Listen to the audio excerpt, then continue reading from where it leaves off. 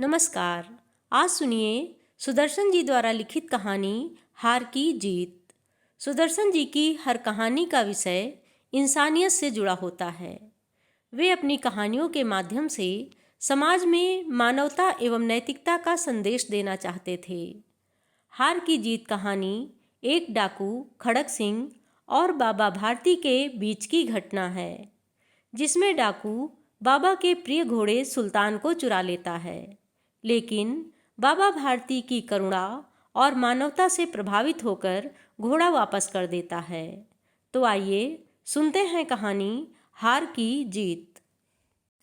माँ को अपने बेटे और किसान को अपने लहलहाते खेत देखकर जो आनंद आता है, वही आनंद बाबा भारती को अपना घोड़ा देखकर आता था।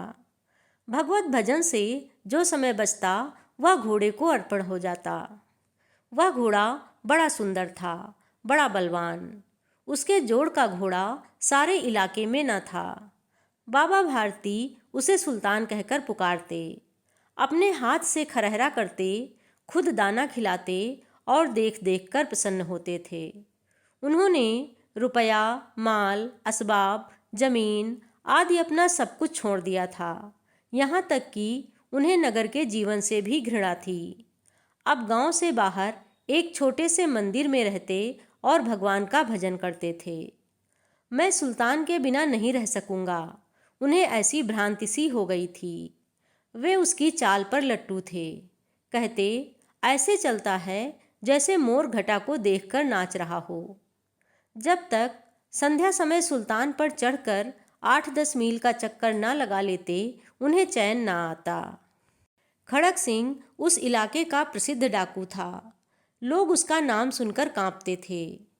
होते होते सुल्तान की कीर्ति उसके कानों तक भी पहुंची। उसका हृदय उसे देखने के लिए अधीर हो उठा। एक दिन वह दोपहर के समय बाबा भारती के पास पहुंचा और नमस्कार करके बैठ गया। बाबा भारती ने पूछा, खड़क सिंह, क्या हाल है? खड़क सिंह ने सिर झुकाकर उत्तर दिया, आपकी दया है। कहो, इधर कैसे आ गए? सुल्तान की चाह खींच लाई। विचित्र जानवर है, देखोगे तो प्रसन्न हो जाओगे। मैंने भी बड़ी प्रशंसा सुनी है। उसकी चाल तुम्हारा मन मोह लेगी। कहते हैं देखने में भी बहुत सुंदर है। क्या कहना, जो उसे एक बार देख लेता है उसके हृदय पर उसकी छवि अंकित हो जाती है। बहुत दिनों से अभिलाषा थी, आज उपस्थित हो सका हूँ। बाबा भारती और खड़क सिंह अस्तबल में पहुँचे। बाबा ने घोड़ा दिखाया घमंड से, खड़क सिंह ने देखा आश्चर्य से। उसने सैकड़ों घोड़े देखे थे, परंतु ऐसा बांका घोड़ा उसकी आंखों से कभी ना गुजरा था। सोचने लगा, भाग्य की बात है, ऐसा घोड़ा खड़क सिंह के पास होना चाहिए था। इस साधु को ऐसी चीज़ों से क्या लाभ? कुछ देर तक आश्चर्य से चुपचाप खड़ा रहा। इसके पश्चात उसके हृदय में हलचल होने लगी। बालकों की सी अधीरता से बोला, परंतु बाबा जी, इसकी चाल ना देखी तो क्या? दूसरे के मुख से सुल्तान की प्रशंसा सुनने के लिए उनका हृदय अधीर हो गया। वे घोड़े को खोलकर बाहर लाए। घोड़ा वायु वेग से उड़ने लगा। उसकी चाल को देखकर खड़क सिंह के हृदय पर सांप लौट गया। वह डाकू था और जो वस्तु उसे पसंद आ जाए उस पर वह अपना अधिकार समझता था। उसके पास बाहुबल था और आदमी भी। जाते जाते उसने कहा, बाबा जी, मैं यह घोड़ा आपके पास ना रहने दूंगा। बाबा भारती डर गए। अब उन्हें रात को नींद ना आती। सारी रात अस्तबल की रखवाली में कटने लगी। प्रति क्षण खड़क सिंह का भय लगा रहता, परंतु कई मास बीत गए और वह ना आया। यहाँ तक कि बाबा भारती कुछ असावधान हो गए और इस भय को स्वप्न के भय की नाई मिथ्या समझने लगे। संध्या का समय था। बाबा भारती सुल्तान की पीठ पर सवार होकर घूमने जा रहे थे। इस समय उनकी आंखों में चमक थी, मुख पर प्रसन्नता। कभी घोड़े के शरीर को देखते, कभी उसके रंग को, और मन में फूले न समाते थे। सहसा एक ओर से आवाज आई, ओ बाबा, इस कंगले की सुनते जाना। आवाज में करुणा थी। बाबा ने घोड़े को रोक लिया। देखा, एक अपाहिज वृक्ष की छाया में पड़ा कराह रहा है। बोले, क्यों, तुम्हें क्या कष्ट है? अपाहिज ने हाथ जोड़कर कहा, बाबा, मैं दुखियारा हूँ, मुझ पर दया करो। रामावाला यहाँ से 3 मील है, मुझे वहाँ जाना है। घोड़े पर चढ़ा लो, परमात्मा भला करेगा। वहाँ तुम्हारा कौन है? दुर्गा दत्त वैद्य का नाम आपने सुना होगा, मैं उनका सौतेला भाई हूँ। बाबा भारती ने घोड़े से उतरकर अपाहिज को घोड़े पर सवार किया और स्वयं उसकी लगाम पकड़कर धीरे धीरे चलने लगे। सहसा उन्हें एक झटका सा लगा और लगाम हाथ से छूट गई। उनके आश्चर्य का ठिकाना न रहा जब उन्होंने देखा कि अपाहिज घोड़े की पीठ पर तनकर बैठा है और घोड़े को दौड़ाए लिए जा रहा है। उनके मुख से भय, विस्मय और निराशा से मिली हुई चीख निकल गई। वह अपाहिज डाकू खड़क सिंह था। बाबा भारती कुछ देर तक चुप रहे और कुछ समय पश्चात कुछ निश्चय करके पूरे बल से चिल्लाकर बोले, जरा ठहर जाओ। खड़क सिंह ने यह आवाज़ सुनकर घोड़ा रोक लिया और उसकी गर्दन पर हाथ फेरते हुए कहा, बाबा जी, यह घोड़ा अब ना दूंगा, परंतु एक बात सुनते जाओ। खड़क सिंह ठहर गया। बाबा भारती ने निकट जाकर उसकी ओर ऐसी आंखों से देखा जैसे बकरा कसाई की ओर देखता है और कहा, यह घोड़ा तुम्हारा हो चुका है, मैं तुमसे इसे वापस करने के लिए ना कहूँगा, परंतु खड़क सिंह, केवल एक प्रार्थना करता हूँ, इसे अस्वीकार ना करना, नहीं तो मेरा दिल टूट जाएगा।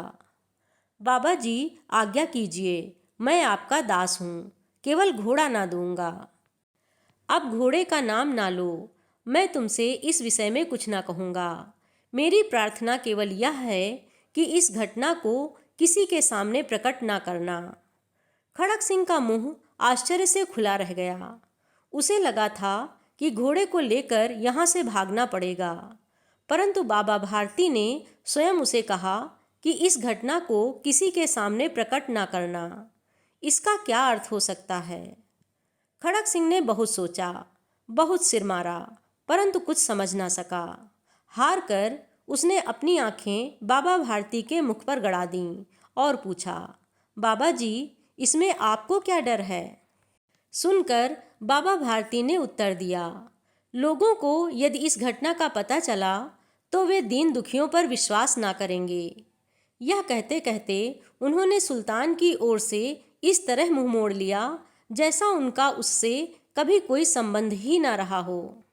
बाबा भारती चले गए, परंतु उनके शब्द खड़क सिंह के कानों में उसी प्रकार गूंज रहे थे। सोचता था, कैसे ऊंचे विचार हैं, कैसा पवित्र भाव है। उन्हें इस घोड़े से प्रेम था। इसे देखकर उनका मुख फूल की नाई खिल जाता था। कहते थे, इसके बिना मैं रह ना सकूंगा। इसकी रखवाली में वे कई रात सोए नहीं, भजन भक्ति ना कर रखवाली करते रहे, परंतु आज उनके मुख पर दुख की रेखा तक ना दिखाई पड़ती थी। उन्हें केवल यह ख्याल था कि कहीं लोग दीन दुखियों पर विश्वास करना न छोड़ दें।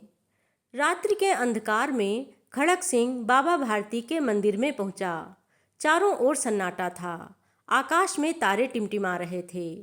थोड़ी दूर पर गांव के कुत्ते भौंक रहे थे। मंदिर के अंदर कोई शब्द सुनाई ना देता था। खड़क सिंह सुल्तान की बाग पकड़े हुए था। वह धीरे धीरे अस्तबल के फाटक पर पहुंचा। फाटक खुला पड़ा था। किसी समय वहां बाबा भारती स्वयं लाठी लेकर पहरा देते थे, परंतु आज उन्हें किसी चोरी, किसी डाके का भय ना था। खड़क सिंह ने आगे बढ़कर सुल्तान को उसके स्थान पर बांध दिया और बाहर निकलकर सावधानी से फाटक बंद कर दिया। इस समय उसकी आंखों में नेकी के आंसू थे। रात्रि का तीसरा पहर बीत चुका था। चौथा पहर आरंभ होते ही बाबा भारती ने अपनी कुटिया से बाहर निकलकर ठंडे जल से स्नान किया। उसके पश्चात इस प्रकार जैसे कोई स्वप्न में चल रहा हो, उनके पांव अस्तबल की ओर बढ़े, परंतु फाटक पर पहुंचकर उनको अपनी भूल प्रतीत हुई। साथ ही घोर निराशा ने पाँव को मन मन भर का भारी बना दिया। वे वहीं रुक गए। घोड़े ने अपने स्वामी के पाँव की चाप को पहचान लिया और जोर से हिनहिनाया। अब बाबा भारती आश्चर्य और प्रसन्नता से दौड़ते हुए अंदर घुसे और अपने प्यारे घोड़े के गले से लिपटकर इस प्रकार रोने लगे मानो कोई पिता बहुत दिन से बिछड़े हुए पुत्र से मिल रहा हो। बार बार उसकी पीठ पर हाथ फेरते, बार बार उसके मुंह पर थपकियां देते। फिर वे संतोष से बोले, अब कोई दीन दुखियों से मुंह ना मोड़ेगा। अभी आप सुन रहे थे कहानी हार की जीत।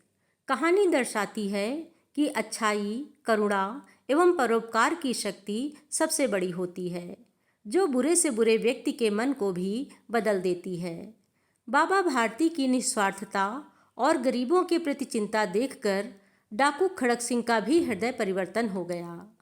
कहानी आपको अच्छी लगी हो तो लाइक कीजिए, शेयर कीजिए एवं चैनल को सब्सक्राइब कीजिए।